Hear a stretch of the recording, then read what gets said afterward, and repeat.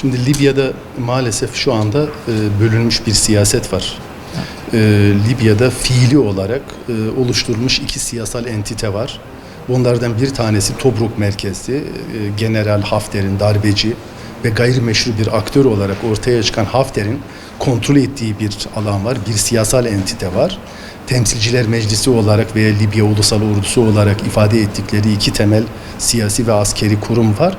Öbür taraftan bir de Trablus merkezli, yani başkentte bulunan, daha çok ülkenin batı tarafında hakimiyet sağlayan ve aynı zamanda Birleşmiş Milletler ve uluslararası toplum nezdinde kabul gören meşru bir hükümet var. İronik bir biçimde her ne kadar uluslararası toplum genel manada Birleşmiş Milletler üzerinden Fayez el-Sarrac'ın başında bulunduğu hükümeti, yani ulusal mutabakat hükümetini resmi ve meşru tek aktör olarak, temsilci olarak kabul ediyorsa da pek çok bölgesel ve küresel aktör maalesef paradoksal bir biçimde, dediğim gibi, o gayrimeşru aktörü destekliyor. Şimdi bu gayrimeşru aktörün üzerinde biraz durmak gerekir. Yani General Hafter kim diye kısaca buna değinmek lazım. Evet. Çünkü bu adam Kaddafi'nin bir general. İlk önce onu ifade etmek lazım. Eğitimin neredeyse tamamını Sovyet Rusya'da, yani komünist bir eğitim sistemiyle almış. Daha sonra Kaddafi'ye hizmet ederken Çad'da bir çatışmada esir alınıyor. Amerika Birleşik Devletleri bu defa uzatıyor. Birleşik Devletler'e götürüyor. 22 yıllık bir süre orada yaşıyor. Orada vatandaş oluyor Amerika Birleşik Devletleri'nin ve Amerikan İstihbarat Örgütü ile çok yakın ilişkiler geliştiriyor. Doğal olarak onların sahip çıktığı bir aktöre dönüşüyor. Kaddafi'nin devrilme sürecinden sonra, yani Şubat devrimi Libya'da gerçekleştikten sonra bu Libya'ya gönderilip orada tabiri caizse devrimi aslında kaçırmak istedi. Yani devrime el koymak istedi. Fakat bu gerçekleşmedi. Neden? Libya'daki o güçlü kabileler, o direnişçi zihin buna müsaade etmedi. Daha sonra işte Libya'nın kendi dinamikleri içerisinde bu gerçekleşmeyince, özellikle 2013 yılından sonra Mısır'da gerçekleşen darbe sonrası, hani Arap Baharı'nın Arap kışına dönmesinden sonra farklı şartlar gelişti. Bu defa Birleşik Arap Emirlikleri, Suudi Arabistan ve Mısır'ın desteğiyle doğu tarafından Libya topraklarına girip önemli bir aktöre dönüştü. Evet. Hafter ve onun arkasındaki koalisyon, güç koalisyonu Libya sorununu, krizini sadece ama sadece askeri yöntemlerle, silah kullanarak, şiddet kullanarak, meşru hükümeti devirerek çözmeye çalışıyor. Buna karşı meşru hükümetin yanında maalesef fazla bir aktör yok.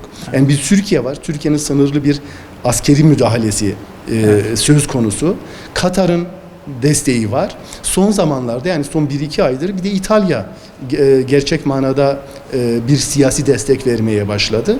Yani Türkiye'nin oraya yönelik sınırlı askeri müdahalesi aslında bütün oyunları bozdu. Özellikle Kasım ayının son haftasında imzalanan Libya'nın meşru hükümetiyle imzalanan 2 antlaşma, evet, Türkiye orada doğrudan çok etkili, kararlı bir aktöre dönüştürdü. Yani biliyorsunuz deniz yetki alanlarının paylaşımı konusunda bir mutabakat muhtırası imzalandı.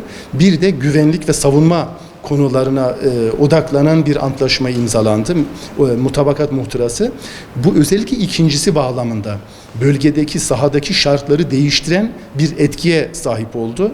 Yani Türkiye'nin oraya daha çok eğitimci, danışman sıfatıyla asker göndermesi, sınırlı sayıda bir asker göndermesi söz konusu ve ama ilaveten bir silah göndermesi de söz konusu olmuştu. Bütün bunlar dediğim gibi şu anda hala devam eden bu ikili siyasetin devamını sağladı.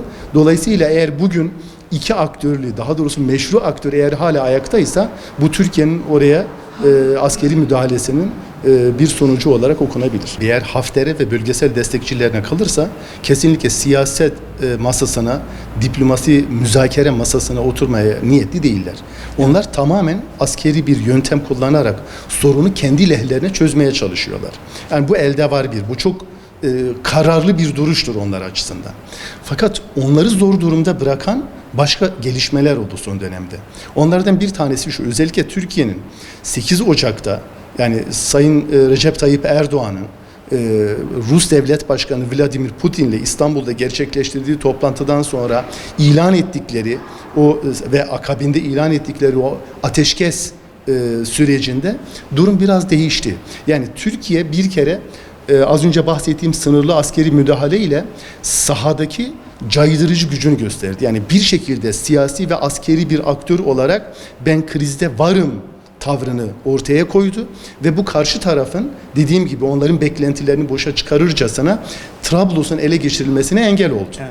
Yani o anlamdaki statükoyu devam ettiren taraf Türkiye'dir. İkincisi şu, Türkiye'nin siyasi ve diplomatik manevraları sonrasında özellikle bölge dışı aktörlerin tavrında bir esneme ortaya çıktı. Mesela ilk cevap veren Türkiye'nin bu diplomasi ve siyasi atağına ilk cevap veren devlet Rusya oldu ve o hepimizin bildiği Hafter saflarında savaşan Wagner lejyonerleri vardı. O paralı askerlerin önemli bir kısmını geri çekti. Bazılarını Suriye'deki karargaha, bazılarını da Libya topraklarında ama karargahlarına geri çektiler. Şimdi bu başlı başına önemli. Mesela İtalya kerhen meşru hükümetin yanında duruyordu fakat son 2 aydır çok net bir şekilde bir daha istikrarlı, daha somut bir şekilde Trablus merkezli meşru hükümete destek vermeye başladı. Dolayısıyla Türkiye'nin tezini daha açık bir şekilde savunur hale geldi. Öbür tarafta Almanya gibi, İngiltere gibi, Amerika Birleşik Devletleri gibi daha çok aslında Hafter'le beraber kendilerini görmek isteyen aktörler de esnemeye başladılar. Bu çok önemli. Yani bu küresel aktörlerin esnemesi, esnek siyaseti, yarın öbür gün bölgesel aktörlerine yönelik caydırıcı bir siyasete tahvil edilebilirse o zaman Hafter'i zorla da olsa masaya oturtur, bir siyasi çözüme ikna etmeye çalışırlar. Peki hocam, ama bugün öyle bir noktada değiliz maalesef. Pervasız güç, Birleşik Arap Emirlikleri ile Suudi Arabistan ve onların bir nevi siyasal aracı olarak maalesef siyaset üreten Mısır'daki Sisi rejimi, Sisi yönetimidir. Ama burada özellikle Birleşik Arap Emirlikleri, Suudi Arabistan'ın altını çizmek lazım. Onlar Arap Baharı ile beraber bütün Arap dünyasında birden etkili bir biçimde esmeye başlayan o demokratikleşme sürecine karşı bir tavır, bir siyaset geliştirdiler. Yani geleneksel, despotik, otokratik rejimlerin yeniden kurulması, bütün o başarısız devlet örneklerinde, yani burada Yemen, Tunus, Mısır, Suriye, bütün Arap dünyasında o otokratik rejimlerin yeniden tahkim edilmesi siyasetini izliyor. Bunu da hem finansal olarak hem askeri olarak hem de siyasi olarak verdikleri destek üzerinden yapmaya çalışıyorlar. Yani tarihte ilk defa bu iki devlet bu kadar müdahaleci bir siyaset izlemeye başladılar. Bütün sorun da onların bu müdahaleci siyaseti. Ama bölgede bir başka sessiz aktör var. Bunlara doğrudan ve dolaylı olarak destek veren, en azından siyaseten bunların batı tarafında meşru olarak kabul edilmelerini sağlayan, en azından hesap verilemez durumda olmalarını sağlayan bir İsrail faktörü var. Yani İsrail faktörüne aslında sırt dayayarak siyaset üretmeye çalışan, daha çok Türkiye ve Katar'ın de savunduğu o bölgesel dinamiklerin demokratikleşme süreci içerisinde bir yere varmasına engel olmak, dolayısıyla onlara da belki gelecekte onların rejimlerine de tehdit oluşturma ihtimali yüksek olan bir durumun ortaya çıkmasına engel olmaya çalışıyorlar. Yani dolayısıyla eğer bugün Hafter ateşkes imzalamıyorsa, çünkü Moskova'da da imzalamadı biliyorsunuz. Bu ikinci defa masadan bu ikinci defadır masadan kalkıyor. Masadan kalkıyorsa bunun birinci müsebbibi neredeyse son zamanlarda bütün siyasetini anti İslami hareketler, anti Türkiye, anti Katar üzerine kurgulamış bir Birleşik Arap Emirlikleri ve Suudi Arabistan'ın siyaseti gelmek. Amerika'da bütün batılı devletler de doğrusu Hafter'in kısa bir süre içerisinde ülkenin tamamını ele geçirip otokratik ama istikrarlı bir rejim kurmaya çalışıyorlardı. Evet. Şimdi burada iki beklenti söz konusu, onlar için söylüyorum.